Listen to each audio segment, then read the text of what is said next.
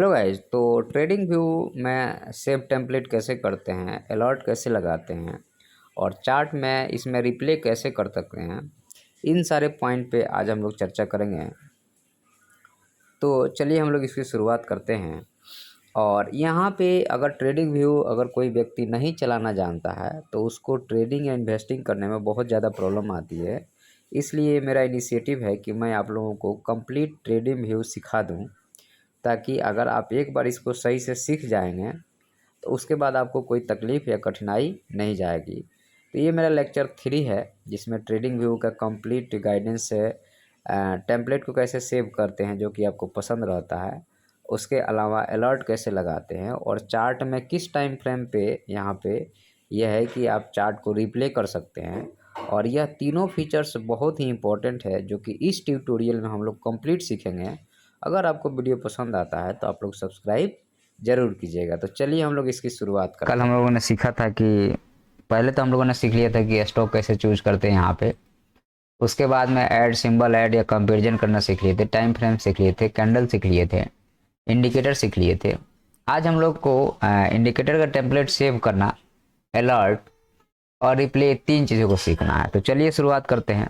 तो मान लीजिए कि कोई अच्छा इंडिकेटर आप लगा के रखे हो और वो आपको पसंद आ रहा है कि नहीं ये मेरे लिए अच्छा है, तो बार बार यहाँ से इंडिकेटर को चूज करना और लगाने से बेहतर है कि आप सिंपल जो है यहाँ पे उस चीज़ को, मान लीजिए कि यहाँ पे आप लगा के रखे हो, तो आप जैसे यहाँ पे इस पे क्लिक करोगे तो वो ऑटोमेटिकली आपका आ जाएगा।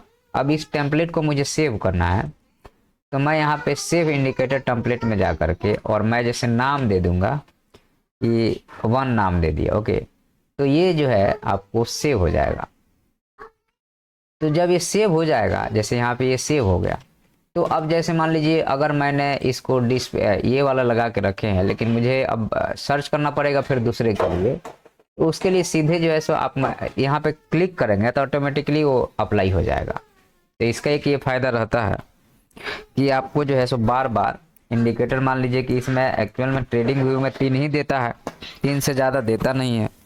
और हमें कई बार जैसे 3 से ज़्यादा इंडिकेटर की अपने को ज़रूरत पड़ जाती है, उस केस में हमें सिंपल सी बात है कि इंडिकेटर को सेव करके रखना है। ओके, अब जैसे मान लीजिए कि यहाँ पे हमने फिर से कोई और इंडिकेटर के बारे में सर्च किया, और जैसे मान लीजिए कि हमने यहाँ पे आपको ये वाला इंडिकेटर है, ठीक है, तो इस वाले इंडिकेटर को जगह पे हमें कोई और इंडिकेटर लगाना है, तो आपको सर्च करना है और उसके बाद अप्लाई करने के बाद जैसे यहाँ पे अप्लाई कर दीजिएगा। जैसे हम इसके जगह पे, हम यहाँ पे क्या लगा है हमारे पास में, ये मल्टीपल ये में लगा है, मैं सबको हटा रहा हूँ यहाँ से। और उसके बाद में सिंपल सा हम यहाँ पे एक इंडिकेटर सर्च कर रहे हैं, कोई भी एनीवन, तो हम जो है सो यहाँ पे बोलिंजर बैंड सर्च किया मैंने, ठीक है। तो एक मिनट रुकिएगा, ये आ क्यों नहीं रहा इंडिकेटर में। हाँ, BOLLINGER, तो बोलिंजर बैंड आ गया। तो इसमें बोलिंजर बैंड के साथ में मुझे चाहिए EMA का कुछ सेटिंग चाहिए। तो जैसे मान लीजिए हमारे पास में ये है कि, हाँ चलिए मैं इसी को ले लेता हूँ। तो ये हमारा अप्लाई हो गया। ओके, तो जब ये अप्लाई हो गया तो हम क्या करेंगे, इसको सेव करना चाहेंगे तो इसका नंबर 2 डाल देंगे यहाँ पे। ओके, ये अप्लाई हो गया ये। तो अब यहाँ पे क्या बोल रहा है कि save your indicator with more templates. फिर अब यहाँ पे कुछ इनका है कि प्रॉब्लम है कि जो सब्सक्रिप्शन लेता है उसके लिए बढ़िया है, जो सब्सक्रिप्शन नहीं लेता उसके लिए नाटक करते हैं, तो रोक देते हैं उसको, कोई बात नहीं। तो हमारे पास जो भी इंडिकेटर हमें दिया हुआ है उसके आधार पर भी अपना काम बन सकता है। तो यहाँ पे सिंपल सी बात है कि आप मल्टीपल जो है सो यहाँ पे इंडिकेटर लगा सकते हैं, और ऑसिलेटर वगैरह भी लगाना चाहते हैं, जो भी आप चाहते हैं यहाँ पे लग जाएगा। और क्लिक करेंगे तो ऑटोमेटिकली वो सीधे आपको आ जाएगा, तो हमें बार बार सर्च नहीं करना पड़ेगा हर एक इंडिकेटर को। इसका एक ये फायदा है। ओके, तो आप इसको कर सकते हैं, इससे आपको बहुत हेल्प मिलेगा और बार बार इधर उधर भटकना नहीं पड़ेगा।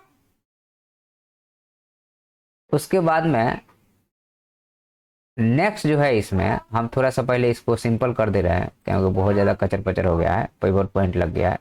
अब हम लोग आते हैं अलर्ट पॉइंट पे कि हमें अलर्ट पॉइंट कैसे लगाना चाहिए या अलर्ट पॉइंट क्या होता है, इसको भी समझना जरूरी है क्योंकि इसके बिना काम नाम नहीं चलेगा। देखिए अलर्ट पॉइंट जो होता है वो सिंपल है कि आपको कोई भी प्राइस जैसे क्रॉस करेगा, जैसे मान लीजिए कि यहाँ पे हम ये बोलते हैं कि भाई ये रेजिस्टेंस है हमारा, ठीक है, तो हमारा रेजिस्टेंस है 25,017 का एक रेजिस्टेंस है। तो प्राइस जब इसको क्रॉस कर जाएगा और रिटेस्ट कर लेगा तो हम यहाँ एंट्री लेंगे। सपोज डेट मैंने ऐसा सोचा, तो हम क्या करेंगे कि यहाँ पे सिंपल सी बात है, इस जगह पे 25,016 है, ओके, तो यहाँ पे हम क्या करेंगे, अपना अलर्ट लगा देंगे। कोई भी काम करते रहेंगे तो हमें अलर्ट बच जाएगा कि हाँ भाई यहाँ पे आ गया है, तो अपना एंट्री ले लेना है। तो यहाँ पे निफ्टी, चूंकि ये इंडेक्स जो लगा हुआ है यहाँ पे ये दिखाएगा सिंबल, और कंडीशन है कि यहाँ पे प्राइस को ही हम कंडीशन लेके चलेंगे। तो क्रॉसिंग है या क्रॉसिंग अप है, क्रॉसिंग डाउन है, ग्रेटर देन, लेस देन, बहुत सारा पॉइंट है। क्रॉसिंग अप लेके चलिए। वैल्यू जो है सो 25,400 पे भी चल रहा है। आप चाहें तो इसको जो है सो हम यहाँ पे डाल देते हैं 25,016। हाँ 25,016।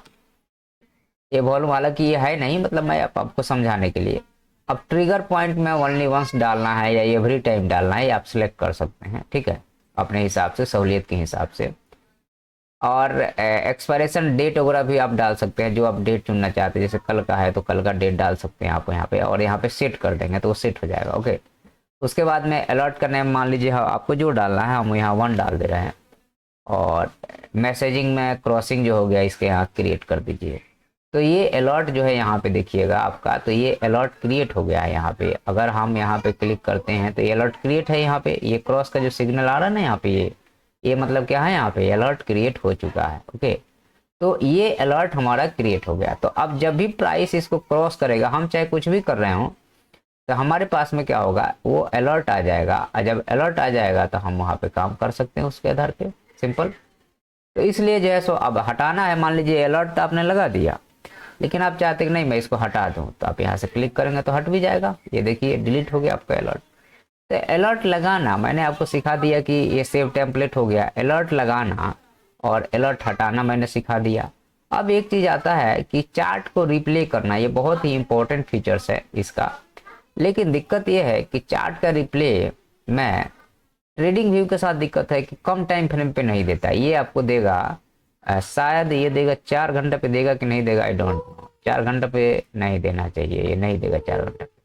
4 घंटे पे भी नहीं दे रहा है, डेली टाइम फ्रेम में भी नहीं देगा। ये मतलब ट्रेडिंग के लिए नहीं है, सिंपल सी बात कहूँ आपको तो ये जो है आपको इसके लिए दे रहा है, ठीक है। तो ये डेली टाइम फ्रेम से शुरू कर रहा है।